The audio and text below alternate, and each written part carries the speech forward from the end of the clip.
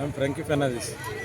पयले सुवातेर हांव ऑलरेडी तांकां परबी दिता कित्याक ताणें असलो सोबीत आनी चड बरो टुर्नामेंट घडोवन हाडलो. जायते इंटरव्हिलेज टुर्नामेंट जातात पूण हो एक unique like what I have seen आनी बरें म्हणटा ती तांचे एकदम बेस्ट ते 108 ग्रावंडार उबी आसा.